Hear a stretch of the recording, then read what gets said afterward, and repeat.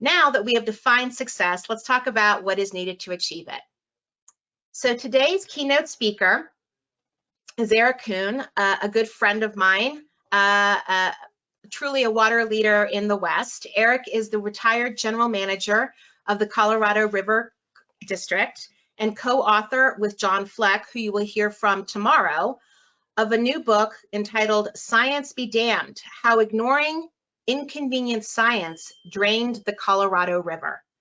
So with that, I'm happy to introduce my good friend, my colleague, Eric Kuhn. So Eric, you can go ahead and turn on your camera, and I will let you take it away.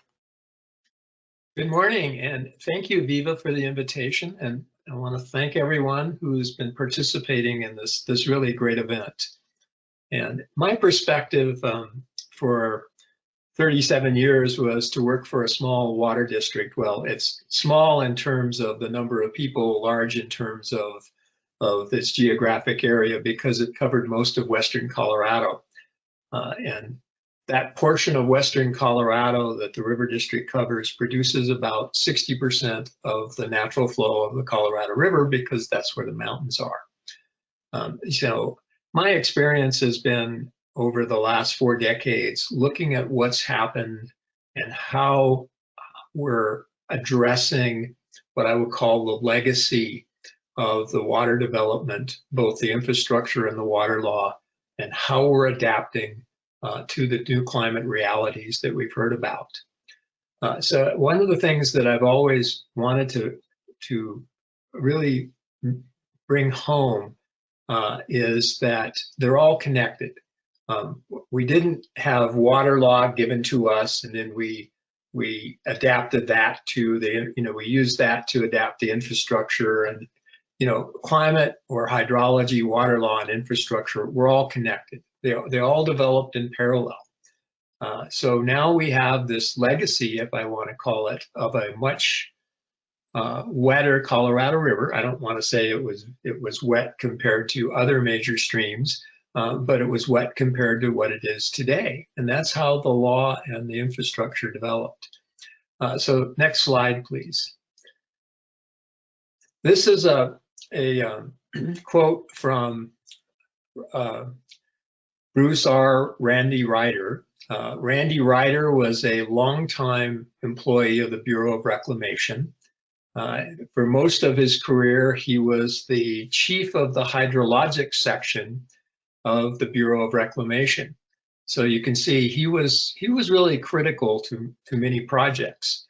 He started his career in the late 20s and didn't end it until the 1970s. So he was involved with most of the major decisions concerning projects. Hoover Dam had already been authorized, but he was involved in how it was operated, the Mexican Treaty, the Colorado River Storage Project, Glen Canyon Dam. He was at Floyd Domini's side when Domini spoke about to Congress about the Central Arizona Project, and then finally he was integral to how we now operate the system with what we call the long-range operating criteria. And he right up here says, and I think this is really important because this is what really how our systems were developed. It says, as engineers, we have to judge the future by the past. And that concept of stationarity, that the future would look like the past, has really dominated and controlled our decision-making process about how we develop the law and how we sized our projects and how we operated those projects. I would argue even up through 2007, where on the Colorado River, the interim guidelines, they looked at climate change at the time.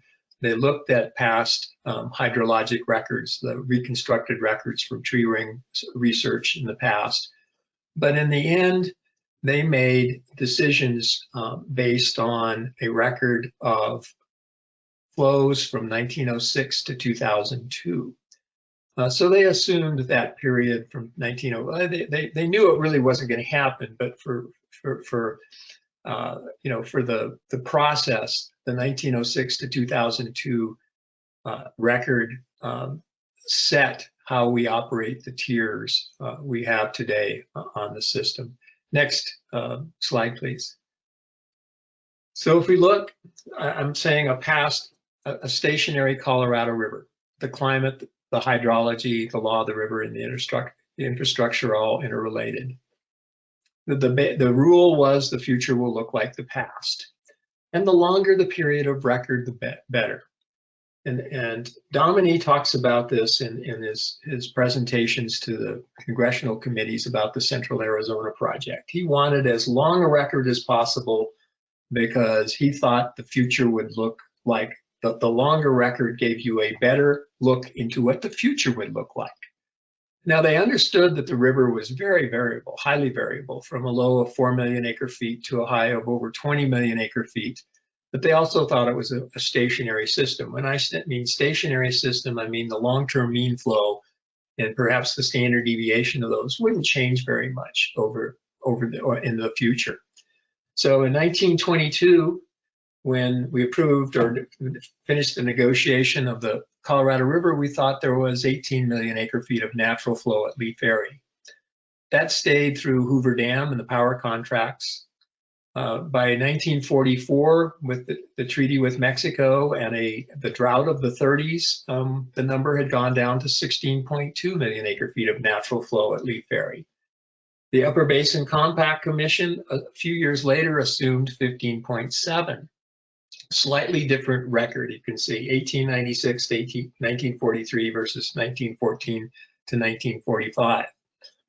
When the long-range operating criteria that really sets how the projects are operated was set, we thought it was 15 million acre feet. Same thing with the interim guidelines. That 1906 to 2002 plus the paleo record gave us an understanding that the average natural flow it was 15 million acre feet. But for the last 21 years, it's about 12.3 million acre feet. So what do we do in the future? In that future is going to be the post-2026 operating guidelines. And I understand from a presentation that Jim Prairie made just a few days ago for the Water Education Foundation, they're going to look at a number of different plausible futures. They're not going to just look at the natural flow database. They're going to look at some very low flows, and they're going to look at some flows that might we might have some big events within that period. Next drought, please. Or next drought. Next slide. The sizing of Lake Powell is a great example. Reclamation and the Upper Basin states determined that they would need between 23 and 30 million acre feet of storage in place at the beginning of the 1930s drought to meet their compact obligations at Lee Ferry.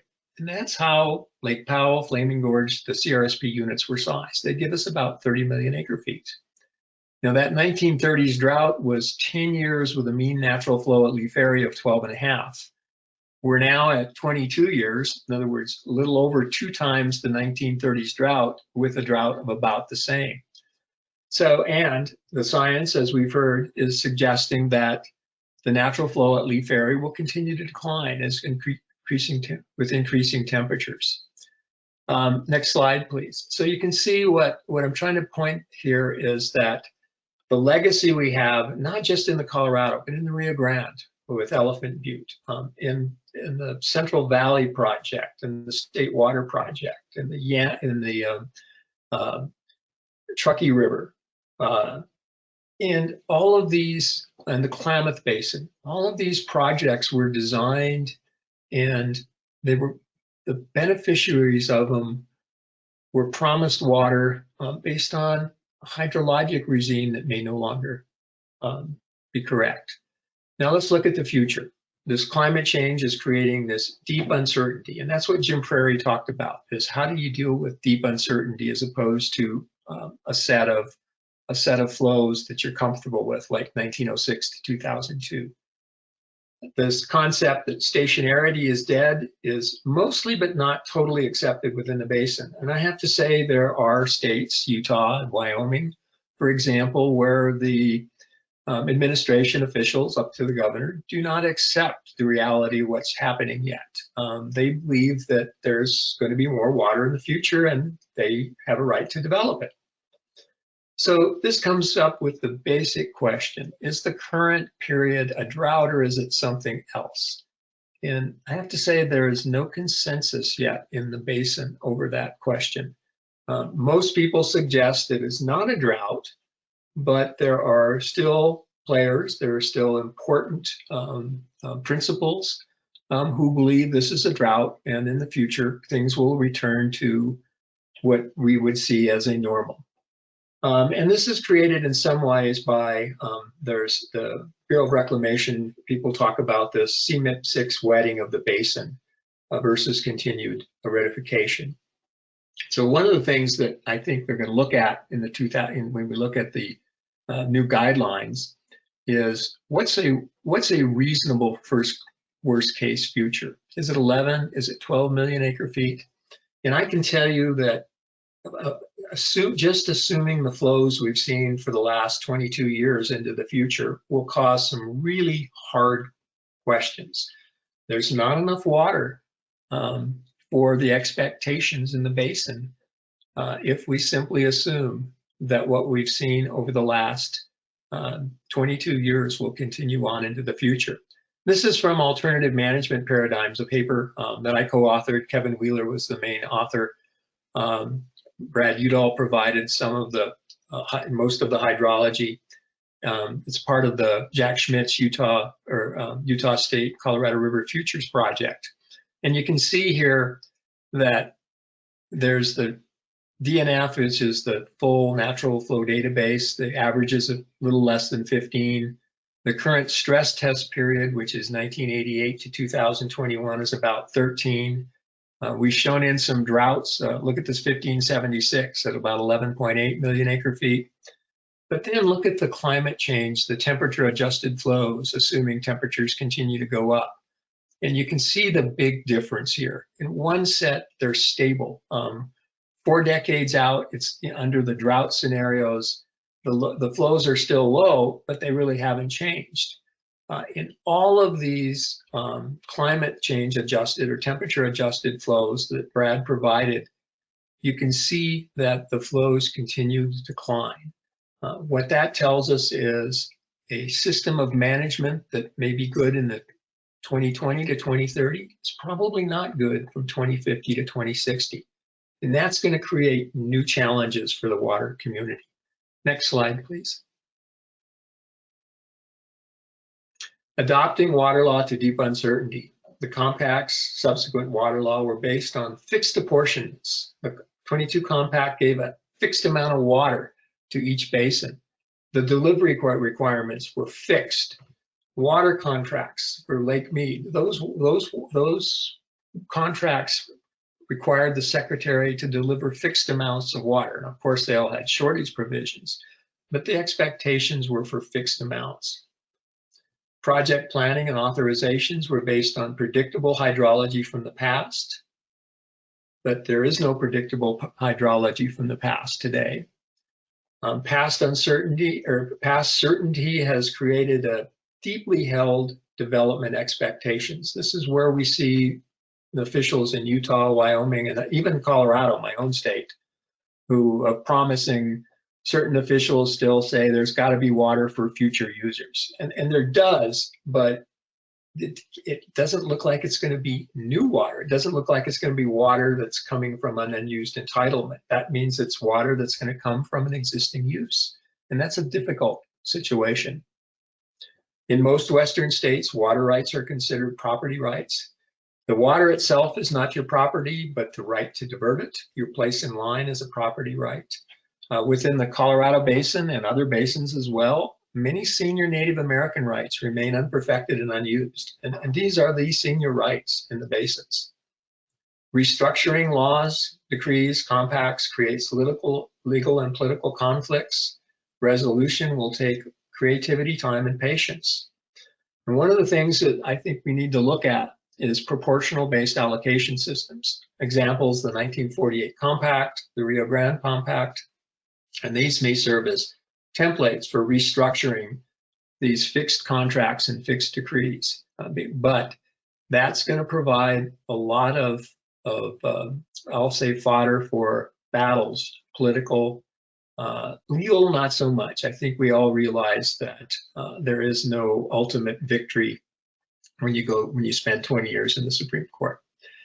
So with that, I want to thank you for the invitation, and I look forward to having questions about this later on after this session's speakers are done. Eric, thank you so much. I appreciate the time that you took to kind of craft this presentation. I think it will dovetail nicely into the discussions that we're going to be having in the breakout session. So thank you again for your time. Eric is going to be joining us after the end of our next panel. He will be joining the Q&A portion of that time block. And so feel free to start putting your questions into the questions box should you have any for Eric, and we can pose those to him at the Q&A session.